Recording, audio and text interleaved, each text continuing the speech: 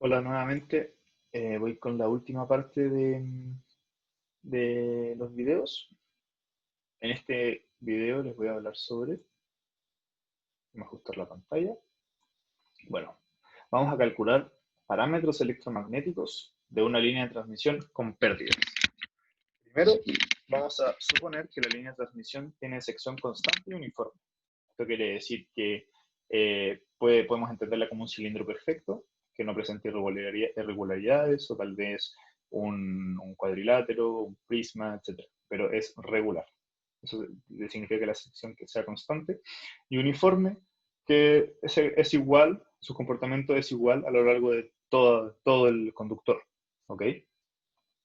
Bueno, de la línea de transmisión vamos a poder conocer su autoinducción, L, o su capacitancia, C, porque la podemos conocer desde la deducción de modelo de línea de transmisión, que hemos entendido que podemos entender esta línea de transmisión como un pequeño circuito en una región diferencial, donde por, entre comillas, la enredadura que tiene, porque está curvado, en la línea de transmisión vamos a tener una inductancia distribuida y como las líneas van en paralelo, porque hemos entendido el modelo de líneas paralelas, se acumula energía en forma de campo eléctrico, vamos a tener una capacitancia distribuida. Entonces, de manera general, acá dibujé un conductor cilíndrico con un cable en una vaina dieléctrica, más o menos para que entendamos lo que nos estamos imaginando. ¿Ok? Y de la sección anterior, del capítulo 1 de ecuaciones de Maxwell, conocemos una relación que existe entre la constante de permitividad eléctrica, que sería ese epsilon fasor. Fasor lo escribí a priori porque no sabemos, o sea, vamos a saber que tiene una parte imaginaria. Pero en general no se sabe si tiene una parte imaginaria o es solamente un número real. Entonces va a existir una relación entre la permitividad eléctrica y la capacitancia. ¿Ya? Bueno, como la línea presenta pérdidas, porque estamos en una línea de transmisión con pérdidas, vamos a tener una resistencia y una conductancia que van a aparecer, y esas van a presentar las pérdidas, eso lo expliqué en el video anterior. Por lo tanto, expandiendo un poco este epsilon, fasor, vamos a entender que tiene una parte real, que va a ser la capacitancia, y una parte imaginaria, que va a ser la conductancia compleja. ¿Ok? Y si es que de estas ecuaciones despejamos el K e igualamos, vamos a obtener una relación para la conductancia, la capacitancia distribuida, la, la conductancia y el epsilon, que es la permitividad eléctrica. ¿Ok? Bueno, y vamos a calcular la autoinductancia, perdón, la autoinductancia externa de una línea de transmisión. Y más o menos para que entendamos lo que estamos haciendo, vamos a ver que en este conductor está entrando una corriente que se ve por las líneas rojas, que sería la densidad de corriente que va por el cable. Esa densidad de corriente va a inducir un campo magnético alrededor de este cable que va a respetar la regla de la mano derecha. Y vamos a tener también una inductancia externa del cable. Eso viene porque la línea de transmisión viene enrollada y como se enrolla se acumula energía de campo magnético, y eso lo entendemos como una inductancia externa porque está afuera. Y la inductancia interna, antes cuando no teníamos pérdidas, la despreciábamos, porque como el campo eléctrico era constante, entonces, perdón, como el campo eléctrico era nulo porque el voltaje era constante, no había acumulación de campo magnético en el interior, solamente había afuera. ¿Okay? Entonces vamos a calcular la autoinductancia externa. La autoinductancia es un fenómeno propio de este mismo cable, que viene solamente por la densidad de corriente que va por el cable. No es efecto de ningún otro cable, no es efecto de ningún otro campo eléctrico, ni de ningún otro campo magnético. Es solamente efecto de la corriente que está fluyendo por el mismo cable. De ahí viene el nombre de autoinductancia. ¿Ok? Además, vamos a considerar una transversal electromagnética, que es la típica del campo eléctrico perpendicular al campo magnético inducido, propagándose, perdón, en la dirección I. Entonces, como sabemos, el campo en I y el campo eléctrico y el magnético en I van a ser cero. Bueno, de nuestro buen amigo Faraday, nosotros podemos obtener tres ecuaciones, que son estas de acá. ¿Ok?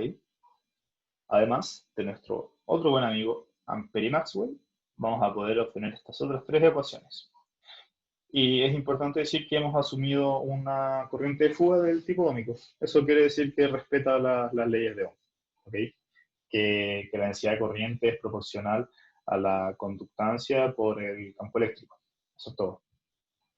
Entonces lo que vamos a hacer, lo que nosotros queremos hacer es agarrar unas ecuaciones de este lado y meterlas en el otro para ver cómo se comporta el campo eléctrico y el campo magnético y posteriormente desprender un voltaje y una corriente de ahí.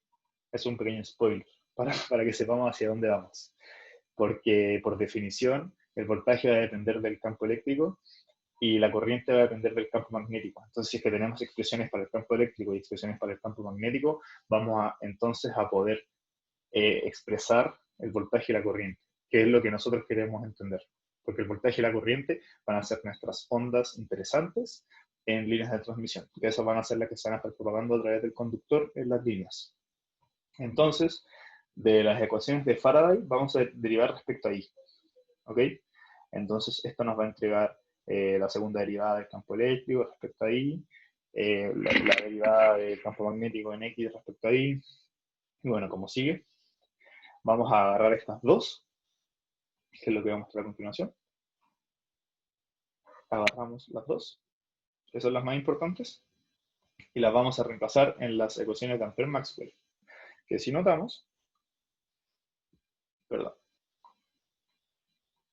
que si notamos, este dH dx de I es el mismo que está acá, y ese dHz de I es el mismo que está acá. Entonces sería sensato reemplazar estas derivaciones en las ecuaciones de Ampere-Maxwell. Así vamos a poder tener ecuaciones monogámicas, ya que solamente tenemos una variable que sería el campo eléctrico en X, y por otro lado el campo eléctrico en Z. La ecuación de acá al medio la vamos a ignorar, ya que nos da una relación de campo eléctrico en Z con campo eléctrico en X, y eso no es tan interesante por el momento, así que vamos a ignorarlo. Queremos entender el campo eléctrico en Z y el campo eléctrico en X, para saber cómo funciona. El campo eléctrico en Y es cero, porque se propaga en Y. Así que de estas dos ecuaciones, observamos algo bastante interesante. Teníamos del teorema de Helmholtz, de las ecuaciones de onda, soluciones del tipo de onda plana. Notamos que tenemos la segunda derivada de un fasor igual a una constante. Esto es una constante porque son puros parámetros conocidos. Una frecuencia a la que se está propagando la onda, una permeabilidad magnética, una conductancia, el J y el JK, que entregan solamente imaginariedad. Un omega, que es la frecuencia, y la permitividad eléctrica, son puras constantes. Entonces vamos a tener una constante por la derivada, es la espacial, de este mismo fasor, del campo eléctrico. Entonces, si es que vemos esta constante, nosotros la podemos interpretar como un gamma cuadrado, fasor de que tiene parte imaginaria. Entonces, si este es gamma cuadrado, entonces gamma sería la raíz de esta constante. Y reemplazando esto que tenemos acá, en las ecuaciones de arriba, vamos a ver que claramente son ecuaciones de onda plana. Porque, bueno, en la segunda derivada del fasor, aquí se me fue a ponerle el 2. Bueno, pero es la segunda derivada del fasor por una constante por la primera derivada del fasor. De que lo mismo para el campo magnético. Y ambas espaciales.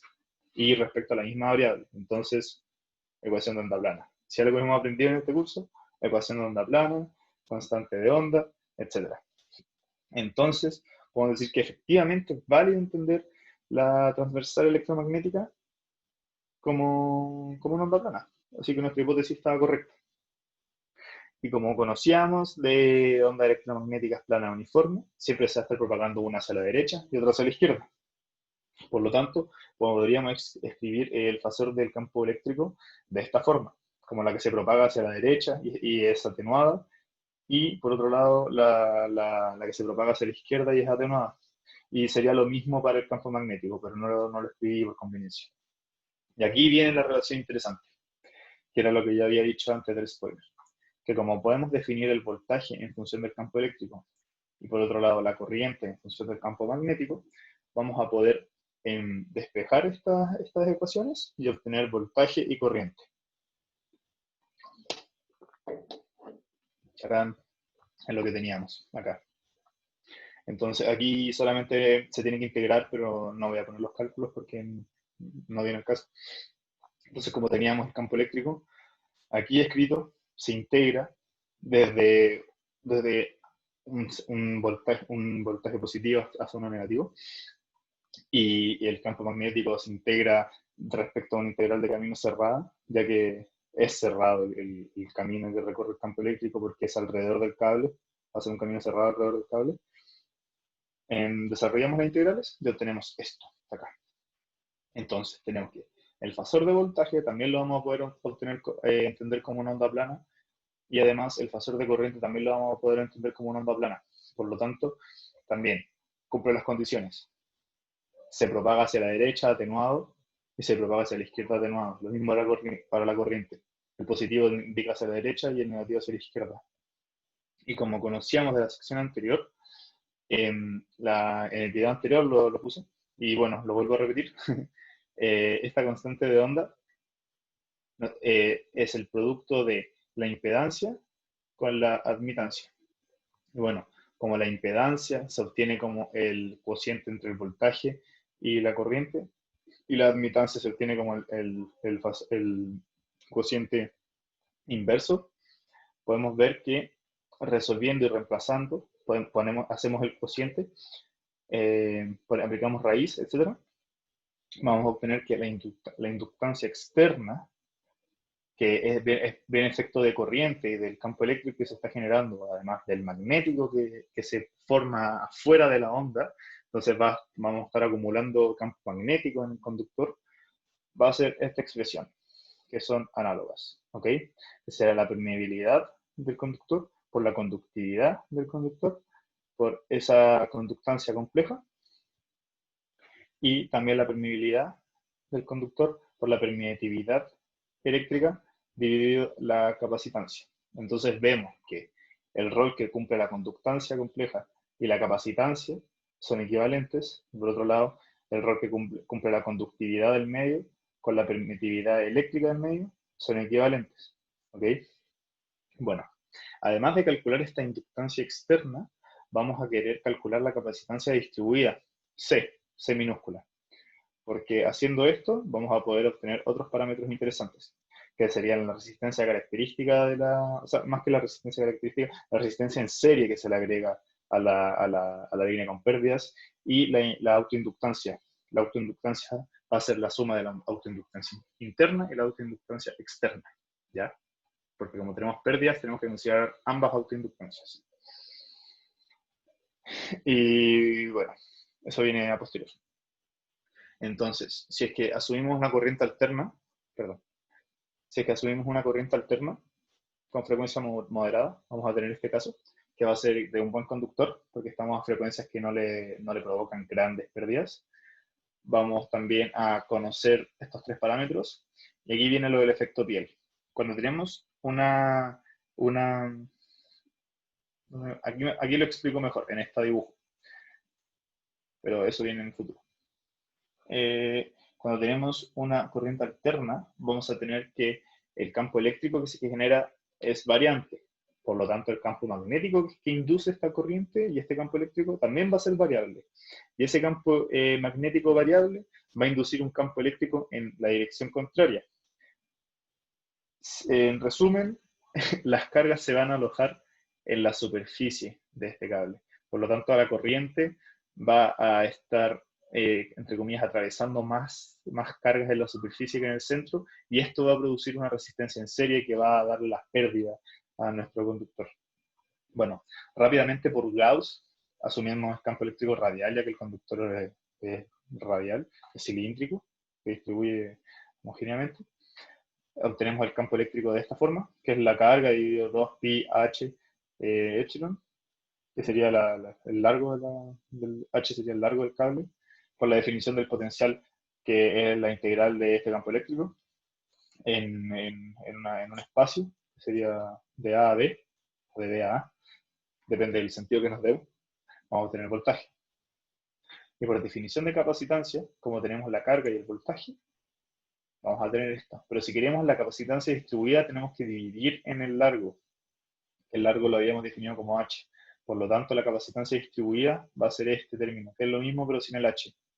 Y como teníamos de las relaciones anteriores, que son estas, a partir de la capacitancia distribuida podemos conocer la conductancia compleja y la autoinductancia externa, que son estos términos de acá. ¿Okay? Es un poco una equivalencia a lo que acabo de hacer. Y ahora sí viene lo interesante, que vamos a conocer los parámetros internos, que va a ser la autoinductancia interna, que sumada a la externa van a dar toda la autoinductancia del conductor, y la resistencia en serie, que se va a estar dando por la pérdida. Y aquí vamos a tener dos casos. El caso de corriente continua no va a presentar pérdidas, ya que como la corriente es constante, la densidad de corriente es constante, no varía porque no está alimentado por una fuente armónica, vamos a tener que la densidad de corriente, que si la entendemos como la sección transversal en el cable, va a ser constante. Todas las flechitas van a avanzar al mismo tiempo. No va a quedar una retrasada ni una adelantada. Entonces vamos a obtener una distribución cuasi uniforme de la carga, de la corriente, perdón, en todo el cable. Sin embargo, ahora viene lo interesante y voy a explicar este dibujo, donde se entienden las pérdidas. La corriente alterna. Dice, la variación de la corriente va a inducir un campo magnético variable, y ese campo magnético variable, por la corriente variable, que es lo que había dicho antes, va a inducir una fuerza electromotriz. Esa fuerza electromotriz, porque va a estar agrandándose y disminuyéndose, agrandando y disminuyéndose. Todo el rato así, ese campo magnético va a inducir también una corriente al otro lado para compensar la inducción. ¿Ok? Entonces va a inducir un campo eléctrico que va a ingresar en dirección opuesta a la densidad de corriente, y esa posición de flujo de corriente va a generar pérdidas, que es el caso interesante en el que estamos. Entonces, por el efecto piel, que viene de la corriente alterna, la densidad de corriente va a ser más grande en la superficie que en el centro. Si entendemos el tamaño de la flecha como la cantidad de densidad de corriente que está fluyendo en el conductor, vemos que hay más corriente en el borde, la densidad es mayor que en el centro. Además, el campo inducido, que es en verde, es variable. En algunos momentos va a ser muy grande, en otros momentos va a ser muy pequeño, en otros momentos va a ser muy grande, en otros momentos pequeño. La cosa es que va a ser variable. Y ese campo magnético variable, por la ley de inducción, va a inducir un campo eléctrico hacia allá, que su distribución va a ser opuesta a la distribución de la corriente alterna. Entonces va a ser más densidad de corriente en el centro que en las superficies. Y esto va a ser las pérdidas, ya que se está oponiendo el flujo de la corriente. ¿Okay? Y si realizamos cálculos para uno de los hilos, ¿okay? Coordenadas cilíndricas, vamos a poner el conductor en el eje Z con X e Y, ¿okay? X e Y, el Z arriba, para ocupar coordenadas cilíndricas. Nuevamente aparece nuestro buen amigo Faraday. Obtenemos esta ecuación y, bueno, un poco de dependencias de campos. Escribimos el campo magnético angular, de que no va a depender de la altura. Por otro lado, el campo eléctrico no va a depender del ángulo, va a depender solamente de la altura y del radio. Esta se hace cero, esta se hace cero nuevamente, ya por lo que dije recién. Combinando ambas ecuaciones vamos a obtener esta, que es una ecuación bastante interesante que vamos a querer solucionar. A partir de ella vamos a poder sacar la resistencia en serie del conductor y la autoinductancia. ¿Okay?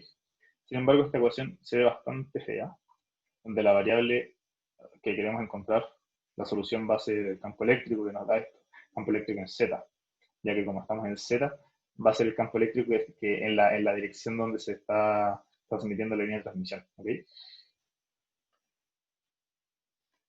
Entonces, como la ecuación diferencial se ve bastante extraña en nuestro curso, no es de ecuaciones diferenciales, sino que de electromagnetismo, vamos a ocupar un resultado conocido de una ecuación diferencial, que va a ser la ecuación diferencial de Bessel, que tiene esta forma.